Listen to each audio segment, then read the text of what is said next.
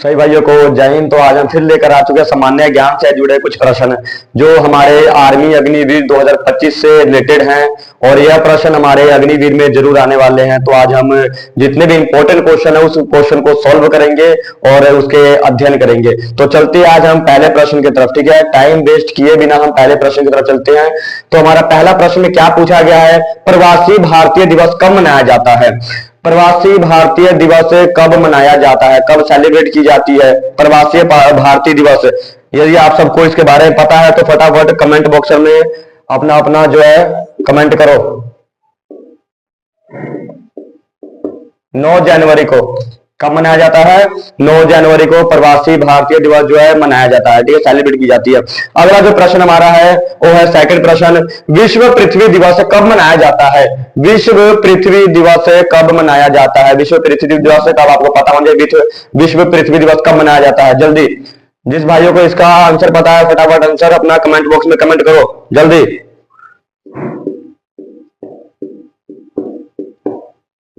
22 अप्रैल जिसने भी बोला है उसका आंसर सही है। 22 अप्रैल, 22 अप्रैल को विश्व पृथ्वी दिवस जो है मनाया जाता है, ठीक है, 22 अप्रैल को। 22 अप्रैल वाले सबका आंसर सही है। अगला प्रश्न है, अंतर्राष्ट्रीय योग दिवस कब मनाया जाता है? अंतर्राष्ट्रीय योग दिवस पूछा गया है, अंतर्राष्ट्रीय योग दिवस कब मनाया जाता है? जल्दी, टाइम को वेस्ट किए बिना फटाफट अगले अगले क्वेश्चन में पहुंचेंगे। आज का हमारा जो प्रश्न का हमारा जो सिलसिला है वो काफी लंबा चौड़ा जाने वाला है, तो बिना टाइम को वेस्ट किए फटाफट हम अपने क्वेश्चन की तरफ बढ़ेंगे। अंतर्राष्ट्रीय योग दिवस कब मनाया जाता है? 21 जून को। कब मनाया जाता है? 21 जून को, ठीक है, 21 जून इसका हमारा राइट आंसर है। नेक्स्ट प्रश्न है चौथा, जापान की मुद्रा का क्या नाम है? जापान की मुद्रा यानी पैसा, जापान के पैसे को क्या कह के बुलाते हैं? फटाफट बताएं आंसर। जापान के पैसे को क्या कह के बुलाते हैं? जल्दी, जापान के पैसे को एन कह के बुलाते हैं। क्या कहते हैं? एन, ठीक है, जापान का मुद्रा को एन कह के बुलाते हैं। अगला प्रश्न है हमारा पांचवा, कनाडा की राजधानी कहां पर है? कनाडा की राजधानी पूछा गया इसमें, कनाडा की राजधानी कहां पर है? जल्दी, कनाडा की राजधानी कहां पर है? जिसको इसको पता है फटाफट कमेंट करो। कनाडा की राजधानी ओटावा, ठीक है, कनाडा की राजधानी ओटावा है। कनाडा की राजधानी कहां पर है? ओटावा। ऐसा आपको प्रश्न आने चाहिए, कनाडा की राजधानी ओटावा है। अगले प्रश्न की तरफ चलते हैं। अगला प्रश्न हमारा 6वां प्रश्न है। तो हम आ चुके अगले प्रश्न पे। अगले प्रश्न का हमारा जो है वो देखते हैं क्या अगले प्रश्न में पूछा गया है। अगला प्रश्न क्या है? फ्रांस के मुद्रा का नाम, फ्रांस के मुद्रा का नाम क्या है? क्या है फ्रांस के मुद्रा का नाम? जल्दी बताओ।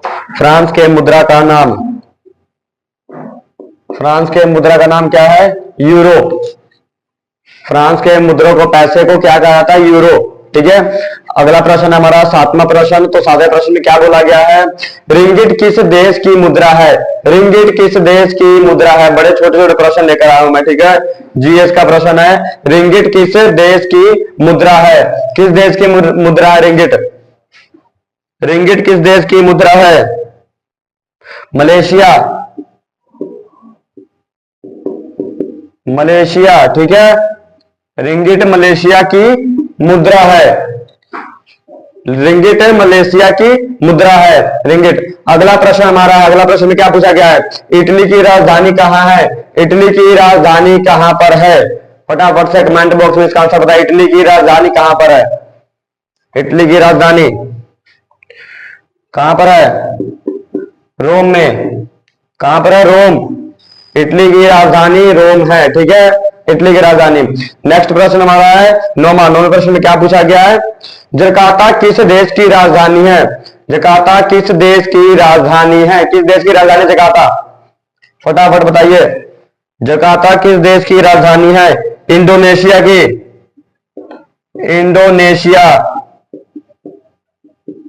ठीक है, जकार्ता इंडोनेशिया की राजधानी है। ओके, इंडोनेशिया वाले हमारे सारे प्रश्न सही हैं, ठीक है। ईरान की मुद्रा क्या है? ईरान की मुद्रा क्या है? ईरान की मुद्रा को क्या कहते हैं? जल्दी, ईरान के मुद्रा को क्या कहते हैं? आज के हमारे 20 प्रश्न फटाफट कंप्लीट होने चाहिए। ईरान के मुद्रा को क्या कहते हैं? दिनार, ठीक है। ईरान के मुद्रा को दिनार कहा जाता है। ईरान के मुद्रा को क्या कहते हैं? दिनार। या कुवैत का मुद्रा आ जाए, ठीक है, उनको भी दिनार ही कहा जाता है। कुवैत के मुद्रा को भी दिनार कहते हैं, ईरान के मुद्रा को भी दिनार कहा जाता है। अब चलते अगले प्रश्न का बनाए। हाँ तो चलो फिर हम अपने 11वें प्रश्न में पहुंच चुके हैं। 11वें प्रश्न में क्या पूछा गया है देखते हैं। 11वें प्रश्न में पूछा गया है डेनमार्क की राजधानी कहां पर है?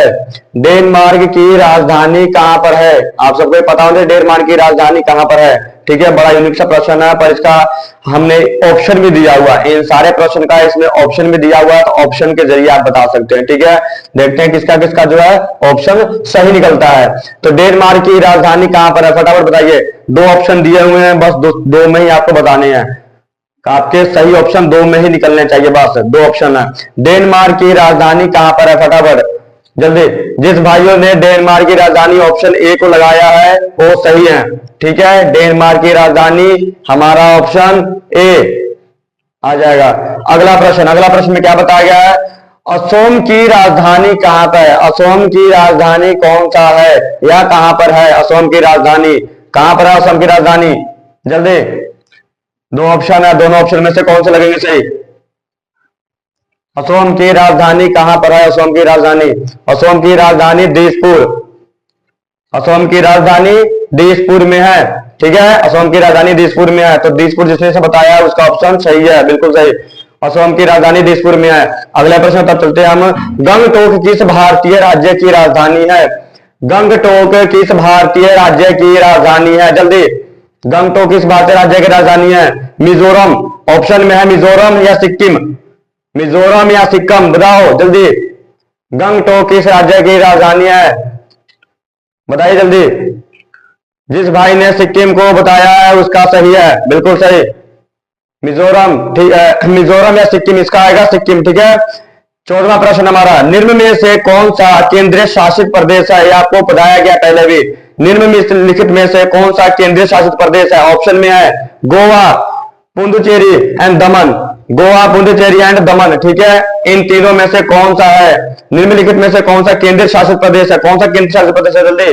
पुडुचेरी, दमन या गोवा? हाँ, केंद्रीय शासित प्रदेश पूछा गया है, जल्दी।